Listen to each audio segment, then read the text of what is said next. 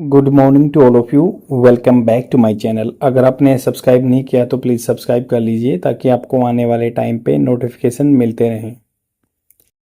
अगर आपको न्यूज़पेपर की पीडीएफ चाहिए तो you can visit on Telegram channel the UPSC forum. यहाँ पे आपको द हिंदू और इंडियन एक्सप्रेस की न्यूज़पेपर की पीडीएफ फ्री में मिल जाती है।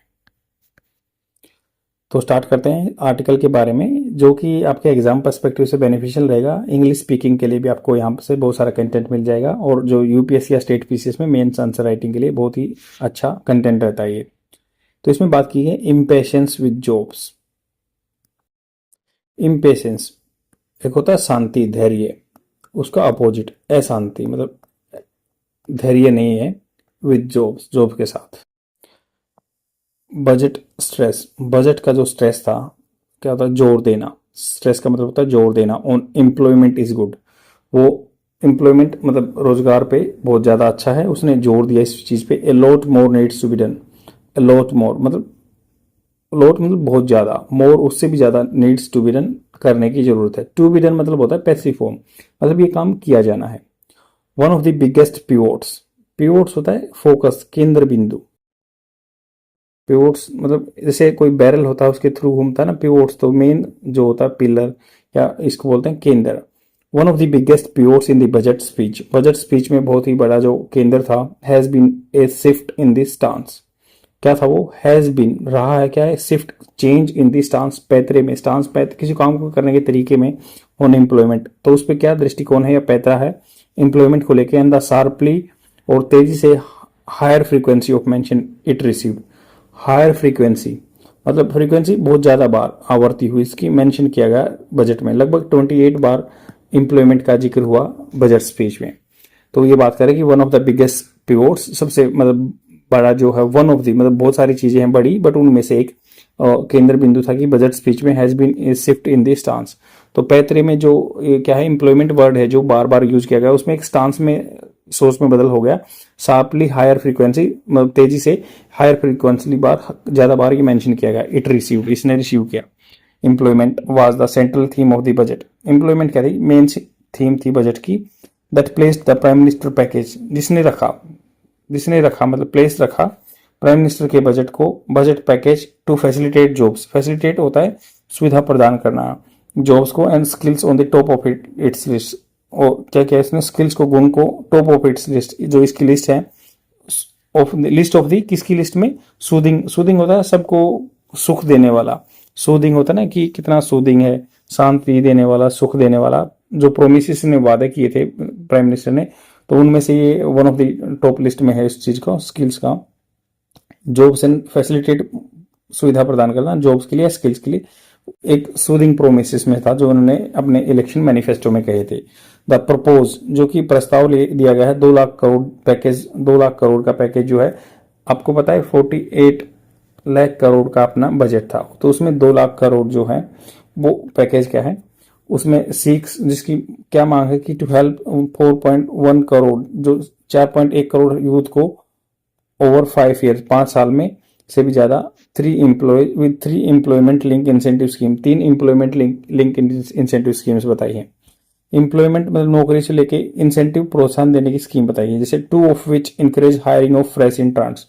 वो 3 जो स्कीम बताई गई ना उनमें से ये है कि हायरिंग फ्रेश इंट्रांस, इंट्रांस मतलब जो होता है प्रवेश करने वाला, जो न्यू कमर है, रूकी भी बोलते हैं उसको, रूकी इसका सिनोनिम्स वर्ड है। तो जो इंट्रांस के लिए 2 स्कीम है, in the job market for at least 1 year with subsidies, मतलब कम से कम 1 साल के लिए विद सब्सिडीज के साथ, छूट के साथ। while third attempt to incentivize companies to scale up hiring beyond their previous year workers count। तो तीसरी जो स्कीम है उसमें क्या कहा गया है, प्रोत्साहन देना, इंसेंटिवाइज होता है प्रोत्साहन करना कंपनीज को, स्केल अप, स्केल अप मतलब जैसे स्केल होता है ना मापने के लिए, तो उसको बढ़ाना, बढ़ाना, हायर करना, और बियॉन्ड मतलब उससे परे, प्रीवियस ईयर के जो वर्कर काउंट थे। To bridge the gap between skill and seats, skill sets जो मतलब टेक्निकल स्किल्स चाहिए, गुण चाहिए, उनसे अलग, एंड अवेलेबल जॉब रोल्स या जॉब रोल के हैं, spurs up of 1000 industrial training institute. Spurs up होता है बढ़ाना, वैसे तो सजाना होता है, किसी को एड ऑन करना, बट यहाँ पे स्पर्स अप होता है बढ़ाना, सजाना, 1000 जो ट्रेनिंग इंस्टीट्यूट हैं, industrial training institute with course design in tandem. Tandem मतलब उसके साथ में, जैसे क्या होता है टेंडम साइकिल होती है, इसके ये पहला ड्राइवर बैठता है, ये पीछे, तो टेंडम साइकिल होती है जिसमें डबल पैडल होते हैं। सेम ऐसे टेंडम मतलब उसके साथ में विद इंडस्ट्री।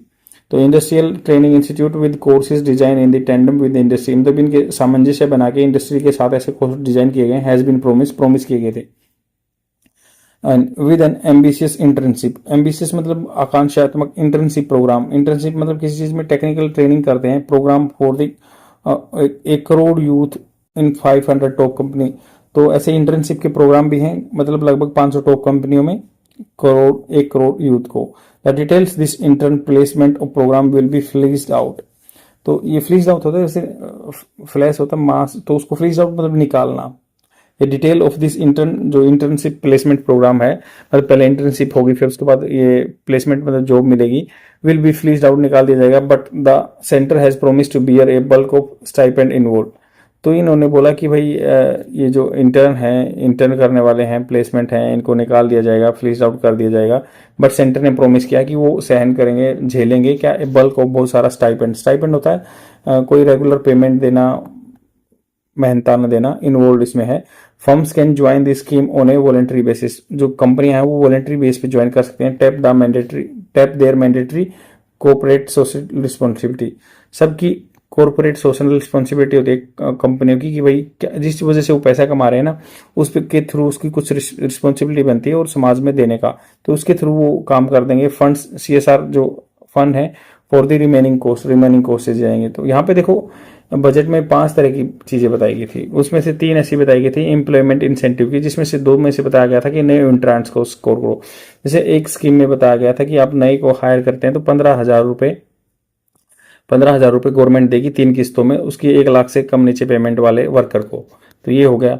दूसरा ये था कि जितने को कंपनियां हायर करेगी ना, उसमें से जो 3,000 रुपये आप PF में, प्रोविडेंट फंड में जो जमा करेगी, कंपनी भी जमा करेगी और वो गवर्नमेंट भी जमा करेगी, दोनों के नाम का, एम्प्लॉय के नाम का और एम्प्लॉयर के नाम का, ये कंपनी जमा कर देगी।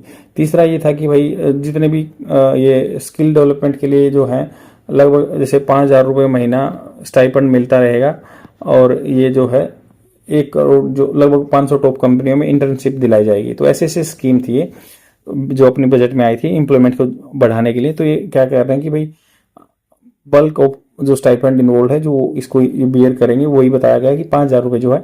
Firms can join this scheme on A voluntary basis, तो फर्म्स जो कंपनियां हैं वॉलेंट्री बेस पे ज्वाइन कर सकते हैं, जो 500 टॉप कंपनियां बताई। टैप देयर मैंडेटरी, और जो उनका क्या है मैंडेटरी, उनकी रिस्पॉन्सिबिलिटी है कि कॉर्पोरेट सोशल रिस्पॉन्सिबिलिटी है, जिस समाज को यूज कर रहे हैं, नुकसान पहुंचा रहे हैं, तो उसको कुछ देना है, तो उसको फंड्स को फॉर द रिमेनिंग कॉस्ट को वो बियर करेंगे।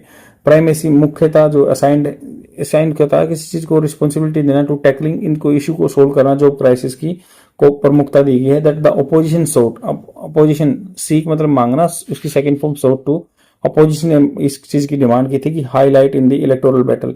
तो ये चीज जो है, ये इलेक्टोरल बैटल में अपोजिशन ने हाईलाइट की थी कि भाई ये जो 500 टॉप कंपनियों में इंटर्नशिप दिलाई जाएगी, फिर से हायर होंगे, प्लेसमेंट होगी, तो मार्क्स एंड एक्नॉलेजमेंट, तो ये एक चीज पे निशान लगा देता है कि भाई एक्नॉलेजमेंट मानते हुए कि of the issue of the government has otherwise sought to paper over.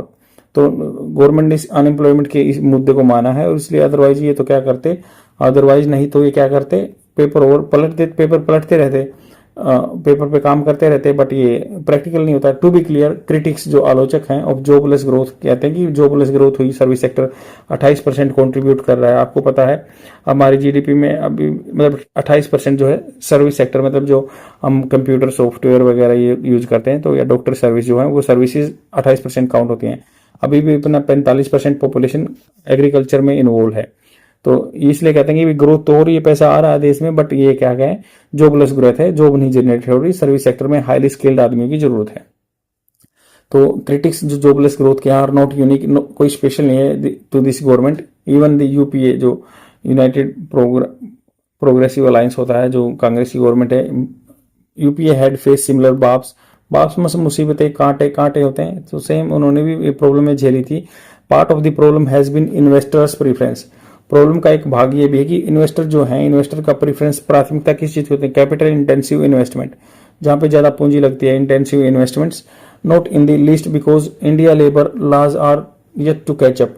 अभी भी उनको मतलब वो जो लेवल अटेन करना बहुत बचा हुआ है with the rest of the liberalise economy, जो बिल्कुल ओपन इकोनॉमी है, लिबरलाइज इकोनॉमी है, उनके हिसाब के हमारे यहाँ पे लेबर लॉज नहीं है। आपको पता है पहले बहुत सारे लेबर लॉ थे, 2020 में कोडिफाइड कर दिया था 4 कोड में, जैसे सोशल सिक्योरिटी कोड था या इंडस्ट्रियल रिलेशनशिप कोड था या जो ऐसे कुछ 4 कोड बनाए गए थे। तो अभी भी मतलब वैसे रूल नहीं लेके आए हैं।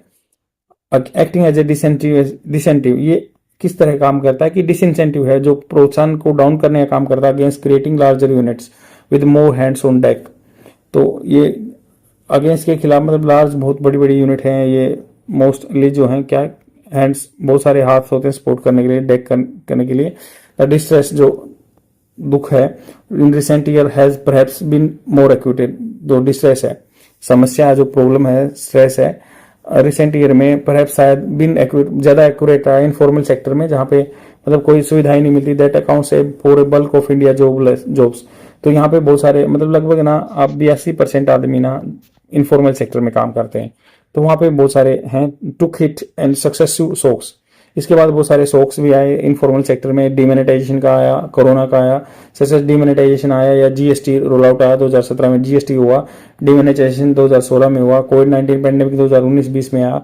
तो ये लॉकडाउन हुए, प्लान्स टू स्पर मतलब बढ़ाना प्राइवेट की इन्वेस्टमेंट थ्रू इंसेंटिव।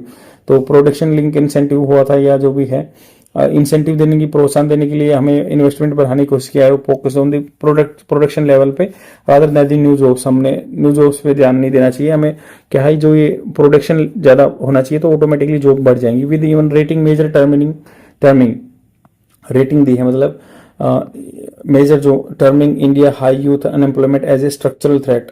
तो ये बिल्कुल ढांचे में ही गड़बड़ है, थ्रेट है, डर है ये। It's long term growth potential, इसके लंबे टाइम के लिए ग्रोथ क्या होगी। The results of this package of a good intent, तो ये जो रिजल्ट्स है ना, ये पैकेज दिया है गुड इंटेंट्स के, दैट ऑफिशियल बिलीव कैन नज हायरिंग प्लान्स एट मार्जिन्स। तो ये नज मतलब पुश करना, हायरिंग प्लान जो दिए है ना कि भाई ऐसे ऐसे प्रोत्साहन के बजट में एट दी मार्जिन, इनका ज्यादा पुश नहीं रहेगा। मार्जिन मतलब बिल्कुल जैसे यहाँ पे लाइन खींच देते हैं, मार्जिन में रफ वर्क के लिए छोड़ देते हैं, मार्जिन मतलब ये बिल्कुल मार्जिनलाइज कम होगा, इतना ज्यादा इंपैक्ट नहीं होगा, विल बी वांस देखा जाएगा। But the broader employment outlook, broader मतलब लंबे कंप्रेहेंसिव लेवल पे, व्यापक तौर पे एम्प्लॉयमेंट जो नौकरी है, आउटलुक इसका देखें तो पिकअप करने के लिए, बढ़ाने के लिए the government must do more, इसको ज्यादा करना होगा, including filling lakhs of vacancy in its own rank expeditiously. तो ये गवर्नमेंट जॉब है, इनको भी लैक्स ऑफ जॉब है, वैकेंसी को फिलअप करना होगा। एक्सपीडियसली होता है बिल्कुल अभियान की तरह से, बिल्कुल एक्सपीडाइट बोलते हैं कि स्पीड बढ़ा के। फोस्टरिंग मजबूत करना, कंडीशन टू बूस्ट मतलब किसी चीज को ऊपर ले जाना, कंजप्शन बढ़ाने के लिए most critical, as the private sector sell neither feel the need to expand capacity nor hire more people without the trigger just to avail subsidy. तो ये कह रहे हैं कि प्राइवेट सेक्टर जस्ट ये नहीं कि आदमी को सब्सिडी के लिए आदमी को हायर कर लेंगे, तब तक कंजप्शन नहीं होगा, मार्केट में डिमांड नहीं होगी, प्रोडक्शन नहीं होगा, तो क्या फायदा, उससे मार्केट एम्प्लॉयमेंट जनरेशन नहीं हो सकता। तो ये राइटर का कहना है। आई होप आपको समझ में आया होगा, क्योंकि इसमें बताया भी गया है कि क्या क्या नुकसान है। जैसे पहले ये भी बोला गया था कि अगर मान लो ये जो स्टाइफेंड वाली बात है 5,000 रुपए वाली, तो ये क्या करते हैं कि 1 ईयर के बाद ही फैसिलिटी मिलेगी। अगर मान लो कोई जॉब लेने वाला है, एम्प्लॉय है, वो 10 महीने काम करता है, तो उसको तो जो इंसेंटिव मिल जाएगा, बट व्हाट अबाउट एम्प्लॉयर जो नौकरी दे रहा है उसको नहीं मिल पाएगा। 1 साल के बाद ही ये स्टाइफेंड वाला जो सब्सिडी वगैरह मिलेंगी, जैसे वो 3000 वाला सिस्टम है कि वो पीएफ में जमा होगा, या फिर मतलब ऐसा सिर्फ ऐसा करने के लिए कंपनियां हायर नहीं करेंगी, मार्केट में डिमांड होगी तो ऑटोमेटिकली प्रोडक्शन बढ़ेगा, वो हायर करते रहेंगे। आई होप आपको समझ में आया होगा, शेयर जरूर कर देना। Thank you very much, bye.